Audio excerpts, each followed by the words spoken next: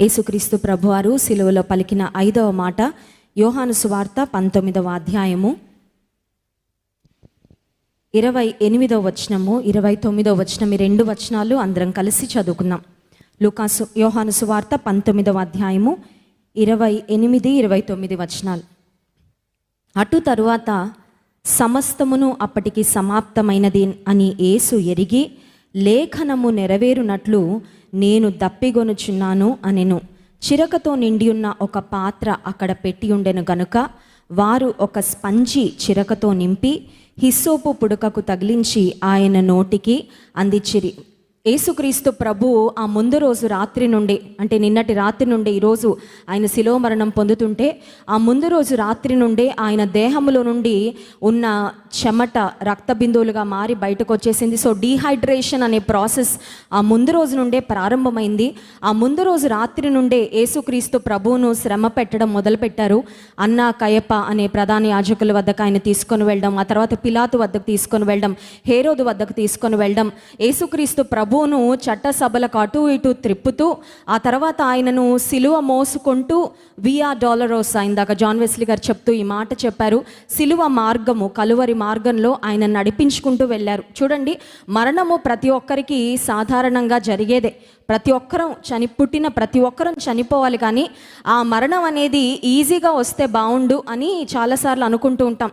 శ్రమలు పొందిన తర్వాత వ్యాధులతో మరణించడం కంటే హాస్పిటల్లో ఉండి శరీరానికి అంతా సూదులు పొడిపించుకొని భయంకరమైన ట్రీట్మెంట్స్ తీసుకొని ఆ తర్వాత మరణించడం కంటే ఏదో అలా నిద్రలో చనిపోతే ఎంత బాగుండు. చాలామంది నాకు తెలుసు, ఒక మంచి మరణం మాకు రావాలని ప్రార్థన చేయమ్మా అని పెద్దవాళ్ళు, పెద్ద వయసు వాళ్ళందరూ చెప్తూ ఉంటారు. ఎవరిని కష్టపెట్టకుండా వెళ్ళిపోవాలి, ఒక మంచి మరణం నడుస్తూ వెళ్ళిపోవాలి, పడకలో పడకూడదు, లేకపోతే నిద్రపోతున్నప్పుడు మరణించాలని అలా కోరుకుంటూ ఉంటారు. కానీ యేసుక్రీస్తు ప్రభువారి యొక్క శిలువ మరణం అత్యంత క్రూరాతి క్రూరమైన మరణం. చెప్పాలంటే కొన్ని గంటల పాటు ఆయన దేహము చాలా శ్రమ పెట్టబడిందని. He has suffered the most. ప్రపంచంలో ఉన్నవారందరికంటే యేసుక్రీస్తు ప్రభువారు వెళ్ళిన ఆ సఫరింగ్, ఆ శ్రమ మాటలతో ఖచ్చితంగా వర్ణించలేం. సో ఆ ముందు రోజు రాత్రి నుండే గెత్సెమనే తోటలో ఆయన మోకరించి ప్రార్థన చేస్తున్నప్పుడు ఆయన చెమట రక్త బిందువులుగా మారి ఆ స్వెట్ పోర్స్లోంచి బయటకు వచ్చింది. అక్కడి నుంచి యేసుక్రీస్తు ప్రభువారిలో ఉన్న శరీరములో ఉన్న ఆ వాటర్ అంతా బయటకు వచ్చేస్తుంది. ఇప్పుడు యేసు ప్రభు శిలువ మీద వేలాడుతూ దప్పిగొనుచున్నాను అనే మాట ఆయన ఎటువంటి పెదాలతో పలికాడంటే అండి, ఆయన పెదాలన్నీ ఎండిపోయి ఉన్నాయి. His tongue was very dry, his lips were parched lips.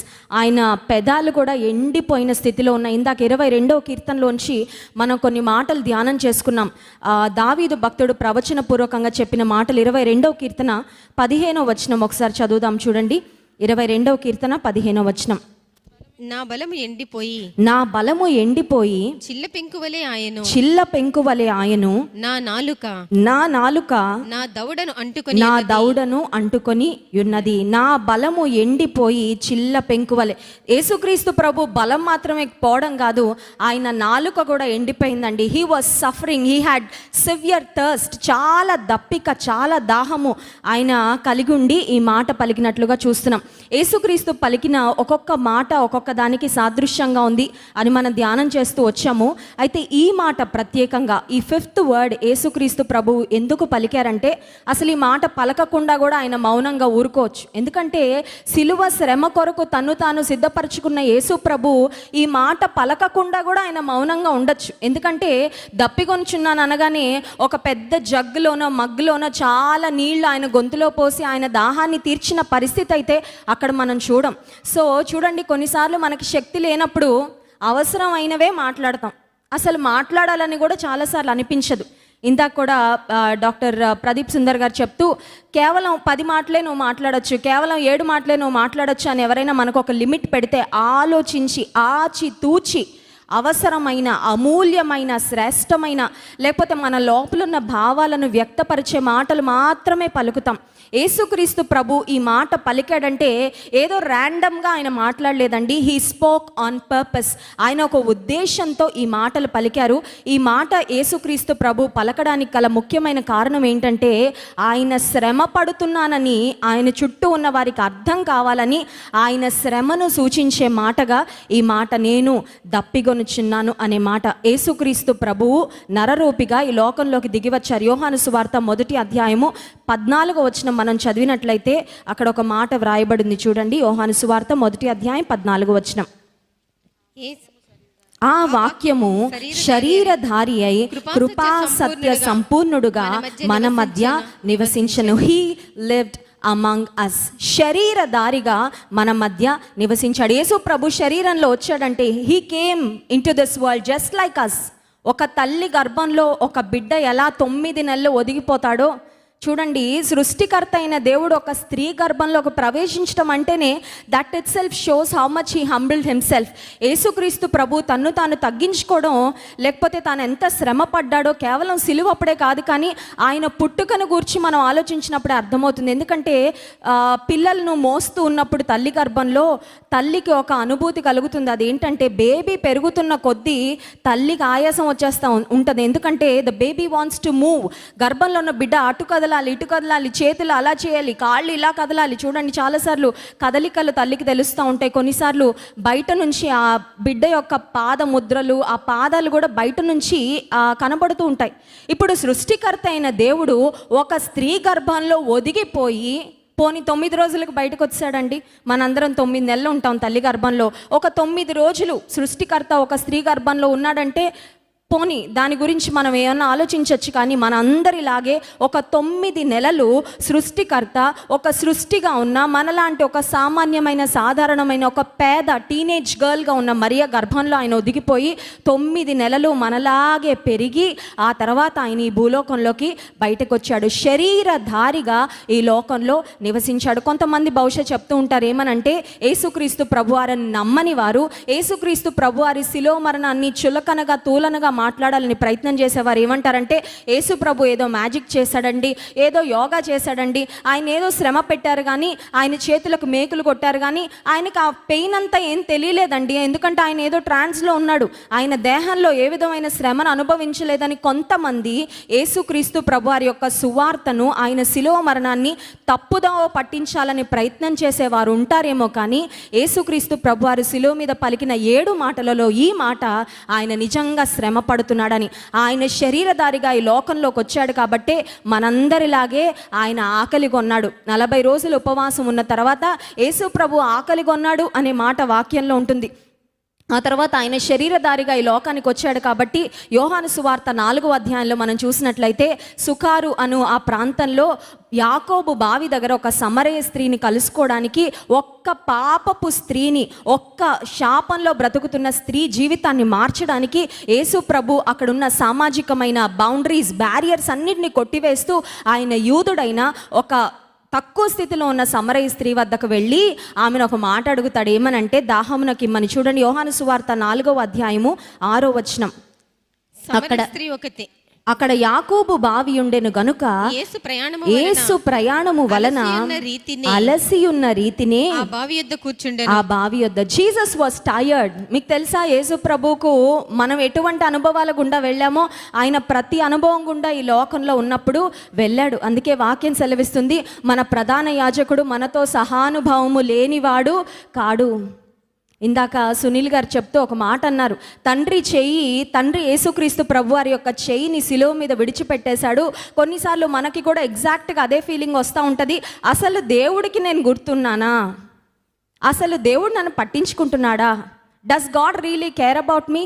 ఇప్పటి వరకు నాకు చాలా సన్నిహితంగా ఉన్నాడు అనిపించిన దేవుడు ఎందుకో నన్ను విడిచిపెట్టాడు అనిపిస్తుందో? ఎప్పుడైనా అలా అనిపించిందండి మీకు? Have you ever felt it? కొన్నిసార్లు మనకు అనిపిస్తూ ఉంటుంది కదా, తట్టుకోలేని మోయలేని శ్రమలు వచ్చినప్పుడు దేవుడు ఉంటే నాకెందుకు ఈ స్థితి, దేవుడే ఉంటే, దేవుడే నన్ను చూస్తూ ఉంటే, ఆయన సర్వశక్తిమంతుడు కదా, ఆయన సహాయం చేయగలడు కదా, కానీ నన్ను ఎందుకు ఒంటరిగా విడిచిపెట్టాడని. యేసుక్రీస్తు ప్రభువుకు కూడా విడిచిపెట్టబడడం అంటే ఏంటో తెలుసు, విడనాడబడడం అంటే ఏంటో తెలుసు, ఒంటరితనం అంటే ఏంటో తెలుసు, అలసట అంటే ఏంటో కూడా యేసు ప్రభువుకు తెలుసంట. ఆయన అలసిపోయి యాకోబు బావి దగ్గరకు వెళ్ళి దప్పిక గొని ఆయన he wanted to drink some water, ఆయనకు దాహమైందంట. అందుకే ఆ స్త్రీని అడిగాడు.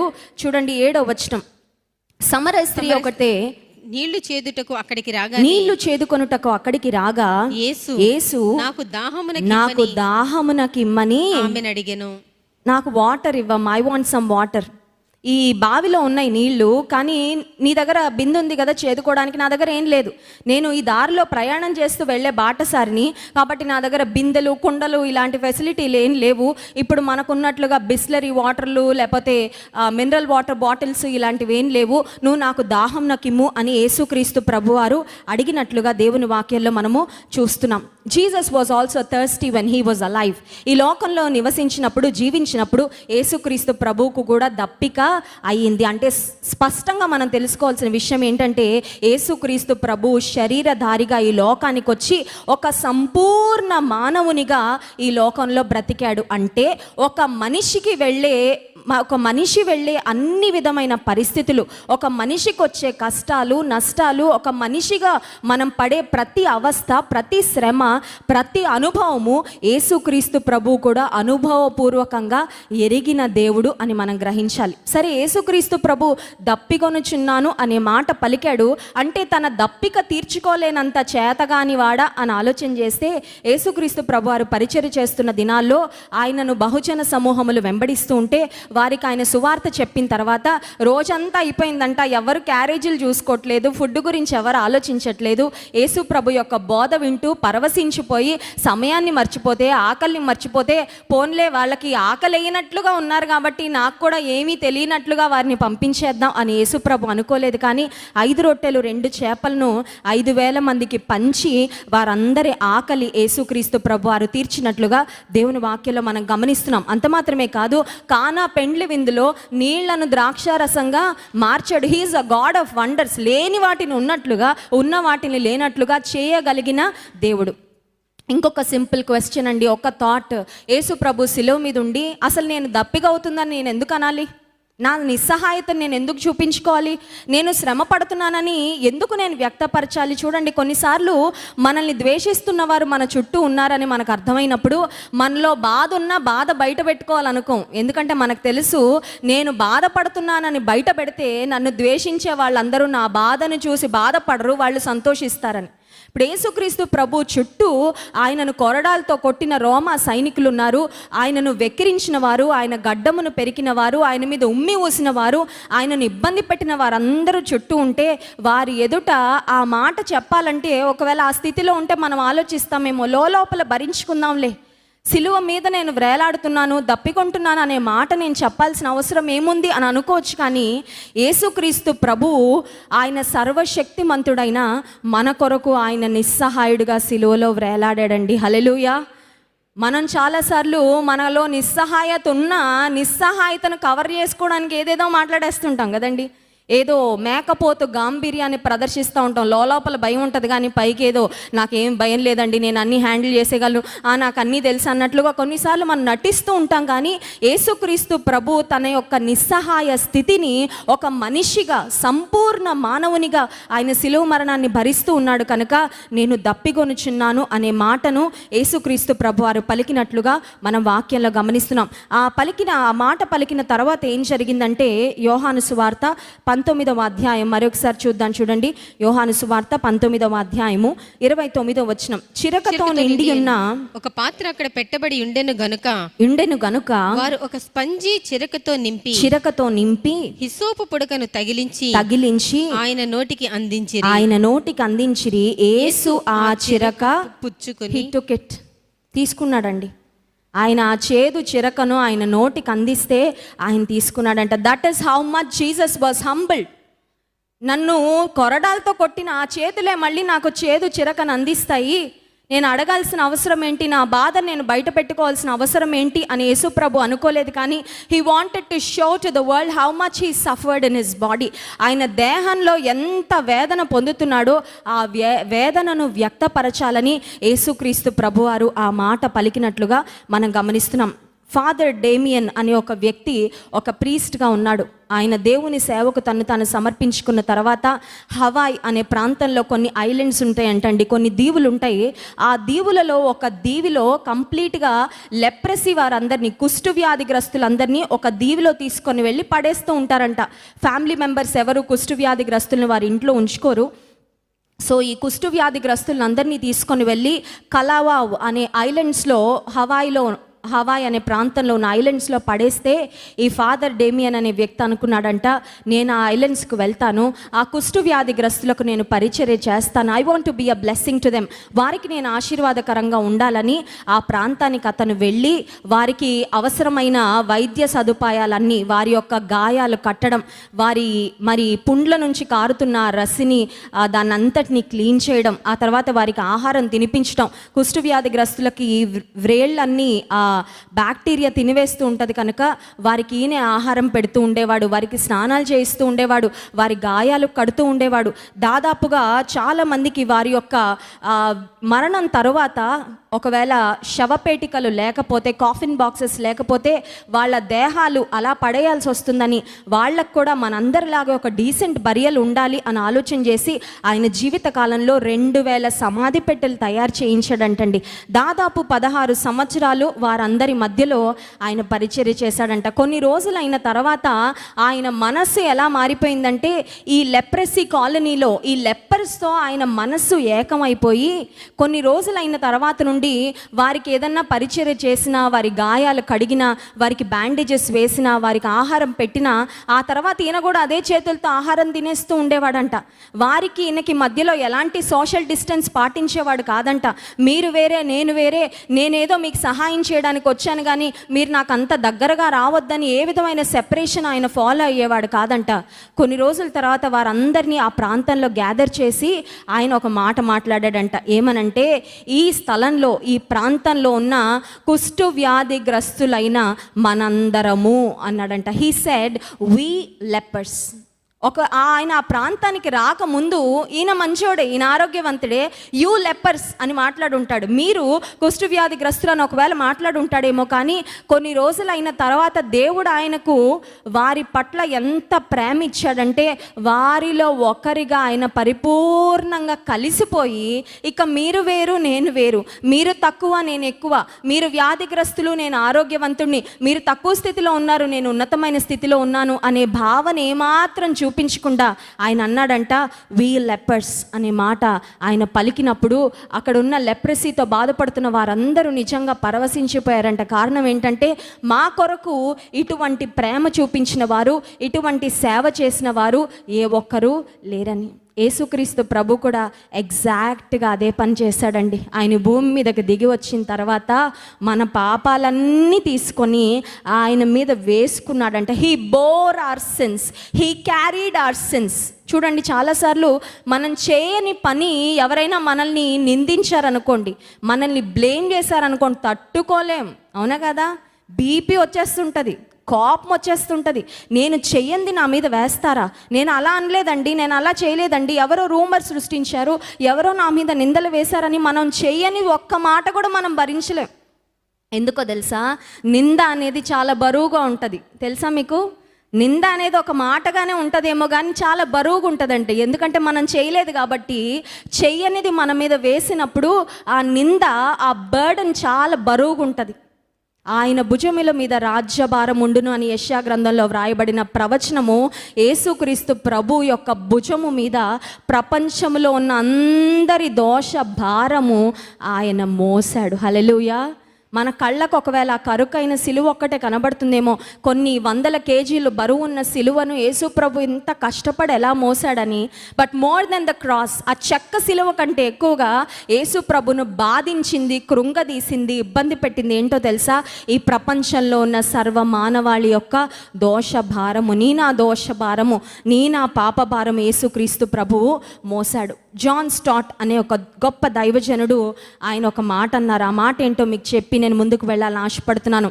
I believe in Jesus. Yesu ప్రభువును నేను నమ్ముతున్నాను. కారణం ఏంటంటే ఈ ప్రపంచంలో చాలా మతాలు ఉన్నాయి, చాలామంది దేవుళ్ళుగా పిలువబడేవారు ఉన్నారు, కానీ మనిషి యొక్క శ్రమకు వారికి ఎలాంటి పొంతన లేదు. చూడండి, చాలామంది దేవుళ్ళుగా పూజలు అందుకునేవారు, దేవుళ్ళుగా పిలువబడేవారు, సుఖభోగాలను, సౌఖ్యాలను, లేకపోతే లగ్జరీస్ను, లేకపోతే భయంకరమైన స్త్రీలతో వ్యభిచార పాపాన్ని, అబద్ధాన్ని ఇలా చేసిన వారు బహుశా చాలామంది ఉన్నారేమో, కానీ there is no God in this world who was so close to human suffering as Jesus was.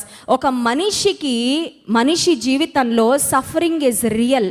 శ్రమ అనేది ప్రతి మనిషి జీవితంలో భాగము. మీరు అంగీకరిస్తారా లేదా? శ్రమలు అనేవి ప్రతి మనిషి జీవితంలో భాగం. If you are a real human being, నువ్వు నిజంగా బ్రతికున్నావంటే నీ జీవితంలో ఏదో ఒక కష్టాన్ని, నువ్వు ఏదో ఒక సమయంలో ఏదో ఒక శ్రమను అనుభవిస్తూనే ఉంటావు. అది మానసిక శ్రమ అయిండొచ్చు, ఒకవేళ శారీరకంగా నువ్వు పొందే శ్రమ అయిండొచ్చు. అయితే యేసుక్రీస్తు ప్రభువును నేను ఎందుకు నమ్ముతానంటే I see a saviour who has suffered. శ్రమ పడిన రక్షకుణ్ణి కేవలం క్రైస్తవ్యంలో తప్ప ఈ ప్రపంచంలో ఏ రిలీజియన్లో కూడా మనం చూడలేం. Hallelujah. He was not immune to human suffering. నేను దేవుణ్ణి కదా, శ్రమ అనేది నాకు చాలా దూరంగా ఉండాలి. దేవుణ్ణి కాబట్టి శ్రమ అనేది మనుషులు భరించుకోవాలి. శ్రమతో నాకు ఎలాంటి సంబంధం లేదు. ఇప్పుడు కరోనా వ్యాక్సిన్ వేయించుకుంటున్నాం ఎందుకు?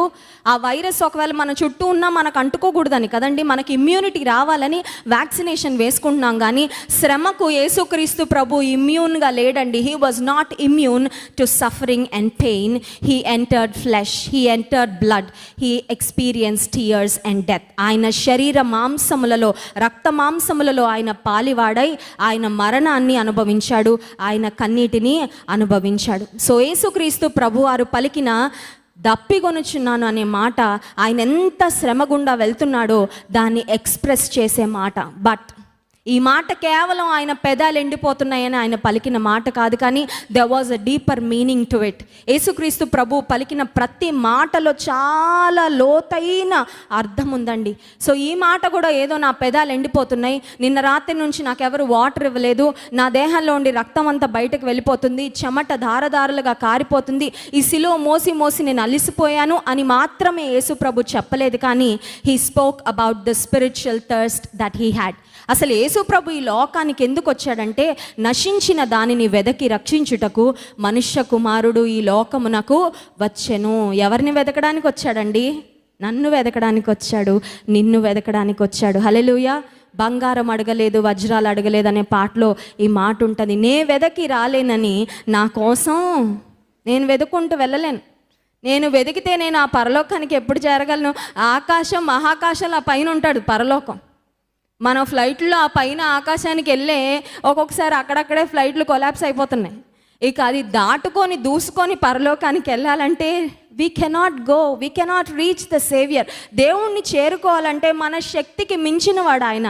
అన్ ఇన్ఫినిట్ గాడ్, ఒక ఫైనైట్ మ్యాన్, ఒక పరిమితులు కలిగిన మనిషి, పరిమితులు లేని సర్వశక్తిమంతుడైన దేవుణ్ణి చేరుకోవడం అసాధ్యం. అందుకే ఆ దేవుడు ఈ పాపిని వెతుక్కుంటూ, ఈ తప్పిపోయిన నిన్ను నన్ను వెతుక్కుంటూ ఈ లోకానికి మనం వెతుక్కుంటూ వెళ్ళలేదంట, ఆయనే వెతుక్కుంటూ వచ్చాడు. ఒక మాట మీకు చెప్పనా, ఈరోజు గుడ్ ఫ్రైడే రోజున మందిరం అంతా ఓవర్ఫ్లో అయిపోతుంది. ఎంత ఇరికించి పెట్టినా ఇంకా there are so many people sitting outside. మనందరం ఎంత భాగ్యవంతులమో తెలుసా? ఎందుకు భాగ్యవంతులు అంటే మనకేదో ఆస్తిపాస్తులు ఉన్నాయనో, డబ్బు ఉందనో, లేకపోతే ఆరోగ్యం ఉందనో, చదువు ఉందనో, ఇంకేముందనో నేను చెప్పట్లేదు. కానీ ప్రపంచంలో ఇన్ని కోట్ల మంది ఉంటే యేసయ్య నిన్ను నన్ను వెతుక్కుంటూ వచ్చి మనల్ని రక్షించుకున్నాడండి. మనం భాగ్యవంతులం కాదా? We are chosen by him. ఆయన ఈ లోకానికి వచ్చింది ఎందుకంటే ఆత్మలను రక్షించడానికి, నిత్య నరకాగ్ని నుండి నిన్ను నన్ను తప్పించడానికి ఆయన ఈ లోకానికి వస్తే శిలువ మీద కూడా ఆయన వేలాడుతూ అంటున్నాడు, ఇంకా రక్షించబడని ఆత్మలు ఎన్నో ఉన్నాయి, and I'm still thirsty for those souls. ఇంకా రక్షణ పొందని, ఇంకా నన్ను తెలుసుకోకుండా, ఇంకా నా ప్రేమను గుర్తించకుండా, ఇంకా నాకు దూరంగానే, నాకు శత్రువులుగానే బ్రతుకుతున్న వారి కొరకు ఆయన ఆత్మ, ఆయన ప్రాణం తప్పిస్తున్నట్లుగా మనం గమనించాలి. ఈ ప్రపంచంలో చాలామంది ఉన్నారు, so many categories of people. కొంతమంది ఏమనుకుంటారంటే మాకు దేవుడు అక్కర్లేదండి, చనిపోతున్న దేవుడు మాకెందుకంటే నీ కోసం ప్రాణం పెట్టాడయ్యా. నువ్వు అర్థం చేసుకోవాలి. నీ కళ్ళు తెరిచి చూడు, కొంచెం స్పష్టంగా చూస్తే నీలో ఉన్న గర్వాన్ని, నీలో ఉన్న అహంభావాన్ని పక్కన పెడితే నీకు అర్థమవుతుంది యేసు ప్రభు ఎందుకు చనిపోవలసి వచ్చింది. What is good about good Friday? Bad Friday అనొచ్చు కదండి, ఇది బ్యాడ్ ఫ్రైడే అనొచ్చు. యేసు ప్రభు చనిపోకపోయింటే ఇది కూడా బ్యాడ్ ఫ్రైడేనే. కానీ యేసు ప్రభు చనిపోయాడు, ఆయన శ్రమ పడ్డాడు అనేది బాధాకరమైన విషయమే, కానీ ఆయన మనకు రక్షణ ఇచ్చాడు కాబట్టి ఇది మనందరికీ ఒక గుడ్ ఫ్రైడే అయిపోయింది. హల్లెలూయా. బ్యాడ్ అంతా ఆయన తీసుకున్నాడండి, గుడ్ అంతా మనకి ఇచ్చేశాడు. హల్లెలూయా. శిక్ష అంతా ఆయన తీసుకున్నాడు, అవమానం అంతా ఆయన తీసుకున్నాడు, దెబ్బలన్నీ ఆయన తీసుకున్నాడు, శాపమంతా ఆయన తీసుకున్నాడు. మనకు విడుదల ఇచ్చాడు, విమోచన ఇచ్చాడు, రక్షణ ఇచ్చాడు, మోక్ష భాగ్యం ఇచ్చాడు. ఆయనతో యుగ యుగాలు జీవించే ఆ గొప్ప కృపను దేవుడు మనకు అనుగ్రహించాడు. అయితే ఈ మధ్యాహ్న కాల సమయంలో ఒక్క ప్రశ్న, నీకు దేని కొరకై దాహం ఉంది? What are you thirsty about? చూడండి, ప్రతి మనిషి ఏదో దానికోసం బ్రతుకుతూ ఉంటారు కదండి. ఏదో సాధించాలి, ఏదో సంపాదించాలి, ఏదో ఈ ప్రపంచంలో ఏదో ఒకటి, వీఆర్ లివింగ్ ఫర్ సంథింగ్ కదండి. మనం ఏదో దాని కొరకు బ్రతుకుతూ ఉంటాం. కొంతమంది పేరు కొరకు బ్రతుకుతూ ఉంటారు, కొంతమంది డబ్బు కొరకు బ్రతుకుతూ ఉంటారు, కొంతమంది ఒక ఉద్యోగం చేయడం కొరకు, ఉద్యోగం సంపాదించడం కొరకు బ్రతుకుతూ ఉంటారు, కొంతమంది వారి కుటుంబం కొరకు బ్రతుకుతూ ఉంటారు. అయితే నీ దాహము, నీ దప్పిక, నీ తాపత్రయము దేని కొరకు? విశ్వాసులంగా మనందరిలో ఉండాల్సిన ఒక తాపత్రయం ఏంటంటే, యేసు ప్రభు సిలువలో ఏ దప్పికతో ఆయన చనిపోతూ ఆ మాట చెప్పారో అదే దప్పికను మనందరం కూడా కలిగి ఉండాలి. చూడండి, కొన్నిసార్లు పిల్లలకి దాహం వేస్తుంది అంటారు. ఏ దాహం అంటే వాటర్తో పోయే దాహం కాదు, అది కోక్ ఇస్తేనే తగ్గుతుంది అనమాట దాహం. అర్థమవుతుందా? డాడీ నాకు చాలా దాహం వేస్తున్నాను. అవునా, ఇదో వాటర్ తాగినానా? వాటర్ కాదు, ఇది కూల్ డ్రింక్ తాగితేనే పోతుంది దాహం. అంటే ఏంటన్నమాట, మైండ్లో ఫిక్స్ అయిపోయారు, అది తీసుకుంటే కానీ దప్పిక తీరదు. ప్రపంచంలో you may be living for so many different reasons, చాలా కారణాల కొరకు నువ్వు బ్రతుకుతూ ఉండొచ్చు. కానీ యేసు ప్రభు ఏ దప్పికతో సిలువలో చనిపోయారో అదే దప్పికను నీవు నేను కలిగి ఉండగలిగితే ఒక క్రైస్తవునిగా మన జీవితాన్ని మనం సార్థకం చేసుకున్నట్లు. హల్లెలూయా. సో యేసు ప్రభు ఏ దప్పికతో చనిపోయారో, are you thirsty to spread the gospel? Yesu ప్రభు యొక్క సువార్తను ఇతరులకు అందించడానికి నీలో దప్పిక ఉందా? నేను ఏమీ చేయలేనండి. చూడండి, కొంతమంది మాకు చెప్తూ ఉంటారు, అన్న అక్క మేము ఉద్యోగాలు చేస్తున్నాం, మాకు అంత టైం ఉండదు అసలు. We don't have time to preach the word. సువార్త ప్రకటించడానికి అవకాశం ఉండదంటే నువ్వే ఒక సువార్తగా బ్రతుకు. Hallelujah. Your life itself speaks volumes. నీ జీవితమే చాలా మందికి ఒక సువార్తగా మారిపోతుంది. నేను టీసీఎస్లో ఉద్యోగం చేస్తున్నప్పుడు ఒక టైంలో మా మేనేజరు అదో రకంగా ప్రవర్తించడం మొదలెట్టాడు. చూడండి, మేనేజర్లకు పైనుండి ప్రెషర్ వస్తే ఆ ప్రెషర్ని కింద వాళ్ళ మీద రుదుతూ ఉంటారు. కారణం ఉన్నా లేకపోయినా వాళ్ళని ఇబ్బంది పెడతా ఉంటారు. ఆ సమయంలో నేను దేవుని సన్నిధిలో అడుగుతున్నాను, ప్రభువా నాకు ఈ జాబ్ వద్దు నాయన, ఈ జాబ్ రిజైన్ చేసి నేను ఇంకో కంపెనీకి వెళ్ళిపోతాను అని అంటే, యేసయ్య నాతో ఏం మాట్లాడాడు తెలుసా? నిన్ను ఇక్కడ నేను నీ ఉద్యోగం కోసం పెట్టలేదు, నా కొరకు సాక్షిగా పెట్టాను. నువ్వు నీ చుట్టూ ఉన్నవారు నా కొరకు ప్రభావితం చేయడానికి పెట్టాను.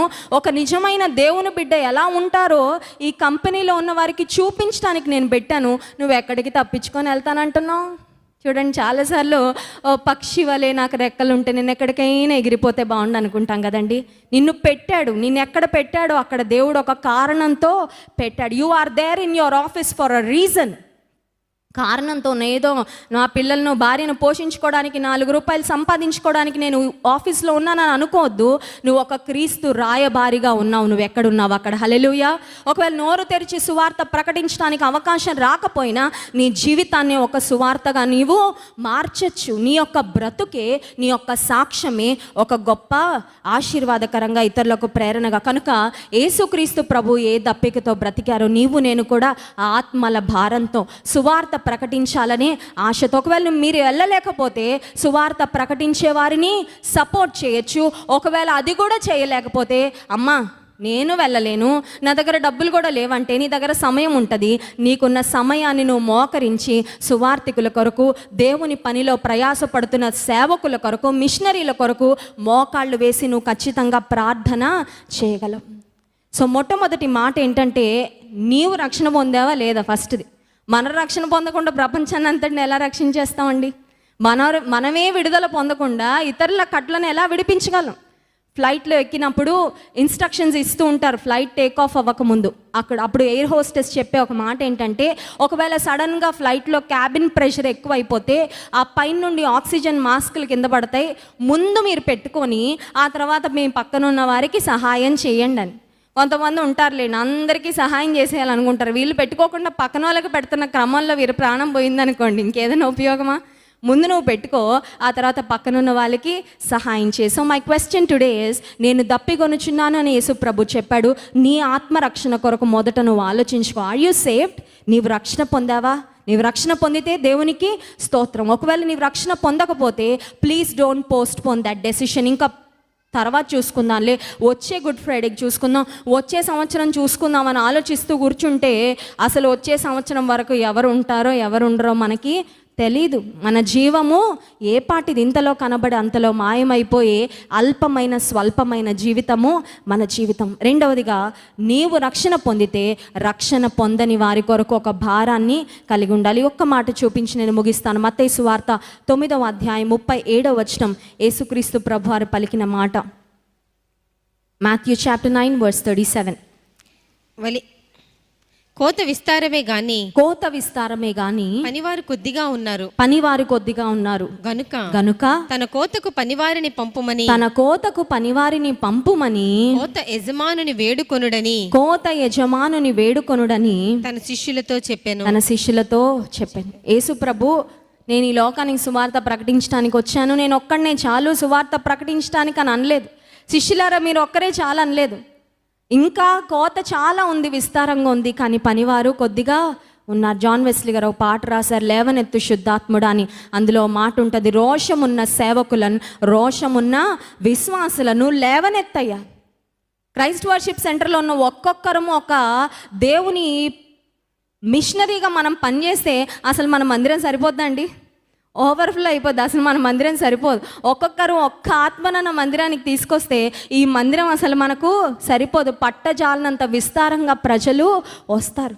యేసుక్రీస్తు ప్రభువారు చెప్పిన మాట, కోత విస్తారంగా ఉంది కానీ పనివారు కొద్దిగా. నువ్వు చెప్పగలవా? అయ్యా నేను నీ పనిదానిగా ఉంటాను ఈరోజు. ఒక్కొక్కసారి మార్నింగ్ లేచాక నా మార్నింగ్ ప్రేయర్లో నేను ఏసేకి చెప్తాను, ఈరోజు డ్యూటీ ఎక్కుతున్నాను అయ్యా, నువ్వే పనులు చెప్తావు ఆ పనులన్నీ చేస్తాను. హల్లెలూయా. డ్యూటీ ఎక్కుతున్నా. చూడండి, భర్తలు వెళ్తూ ఉంటారు డ్యూటీకి, వర్కింగ్ విమెన్ ఉంటారు, వాళ్ళు కూడా డ్యూటీకి వెళ్తారు. పొద్దున వెళ్ళిన దగ్గర నుంచి సాయంత్రం వచ్చే వరకు డ్యూటీలో వాళ్ళ బాస్ ఏ పని చెప్తే ఆ పని చేస్తారు. నీకు నాకు బాస్ ఎవరండి? Heavenly boss. ఆయన రాజ్యం కట్టబడుటలో మనందరం కూడా పనివారిగా పనిచేస్తే, నమ్మకంగా పనిచేసిన వాళ్ళందరినీ బలా నమ్మకమైన మంచి దాసుడని ఆ తర్వాత ఆయన జీతము ఇస్తాడని మనం చెప్పగలమా? ప్రభువా, ఆ కోత విస్తారంగా ఉంది, ఆ పనివారిలో నేను కూడా ఏదో ఒక విధానంలో నేను నీ పని కొరకు వాడబడతాను. మాకు 3 పిల్లలను దేవుడిస్తే 3 పిల్లల్ని దేవుని పనికి ముందే అప్పగించేశాం. హల్లెలూయా. నా 3 కుమార్తెలు దేవుని సైన్యంలో ప్రభువు మాట ప్రకటించే స్త్రీ సైన్యంలో వారిని ఆల్రెడీ ఎన్రోల్ చేయించేశాను. ఇక వారు దేవుని కొరకే. నీకు దేవుడు ఎంతమంది పిల్లల్ని ఇచ్చాడు? వారిలో ఒక్కరినైనా దేవుని పని కొరకు నువ్వు ఇవ్వగలవు. నువ్వు చెప్పగలవా? ప్రభా, ఒకవేళ నీ భర్త మారుండకపోవచ్చు, నేను ఉంటానయ్యా నీ ఆర్మీలో, నేను నీ దాహాన్ని నీ దప్పికను నేను తీరుస్తాను. ఆనాడైతే చేదు చిరకను వారు అప్పగించారు. యేసు ప్రభు ఆ చేదు చిరకను తన నోట పెట్టుకున్నప్పుడు వాళ్ళు నవ్వుకొని ఉంటారు, బాగా సఫర్ అవుతున్నాడులే, బాగా ఇబ్బంది పెడుతున్నాడులే అని. కానీ ఈ దినము, ఈ గుడ్ ఫ్రైడే రోజున ప్రభువా, నీకు చేదు చిరకను నేను అందించనయ్యా, కానీ నీ ఆత్మల దాహాన్ని నేను తీరుస్తాను, నన్ను వాడుకో అని దేవుని సన్నిధిలో అడుగుదాం. అట్టి కృప దేవాతి దేవుడు మనందరికీ అనుగ్రహించును గాక. ఆమేన్.